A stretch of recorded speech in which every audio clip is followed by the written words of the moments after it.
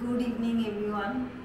আজকে ব্লগটা করার একটাই কারণ, ওই যে খুলে বসে আছে, মাথা খুলে বসে আছে ওয়াশিং মেশিনটা। রোববার দিন চলতে চলতে হঠাৎ বন্ধ হয়ে গেল, তা এখন বিশাল টাকা ধাক্কা।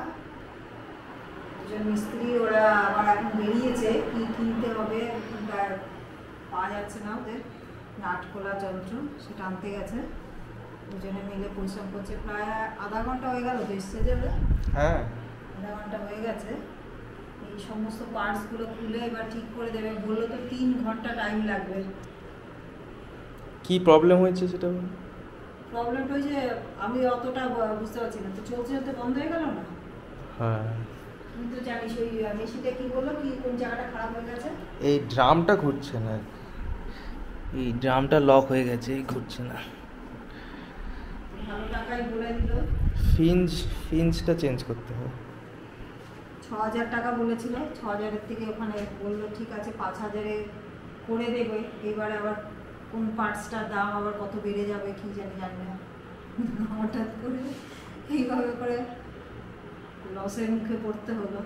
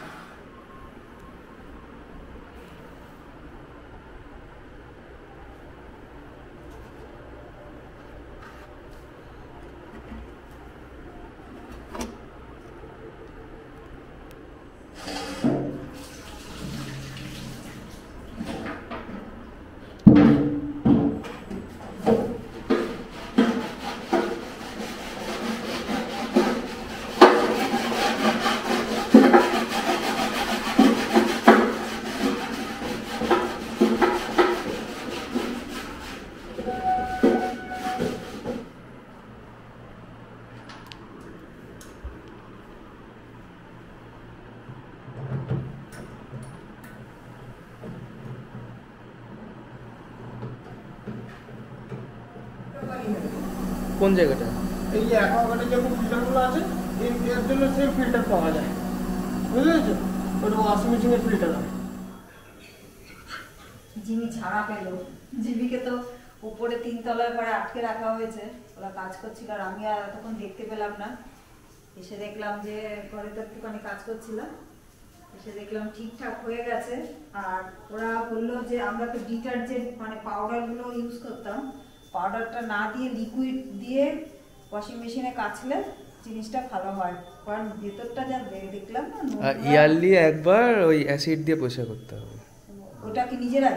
হ্যাঁ, 1 কাপ ওই যে ট্যাঙ্কি পরিষ্কার করার অ্যাসিড। আচ্ছা আচ্ছা, অ্যাসিড দিয়ে করবি। হ্যাঁ, তো মাঝখান দিয়ে অনেক টাকা লস হয়ে গেল, এটাই হচ্ছে গিয়ে কথা। আর এটা তো দৈনন্দিন জীবনে তো লাগবেই, ঠিক তো করতেই হবে।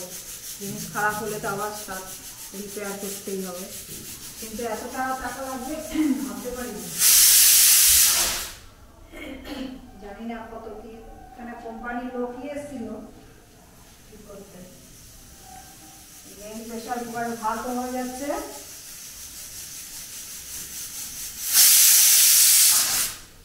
হয়ে গেল, অফ করে দিই।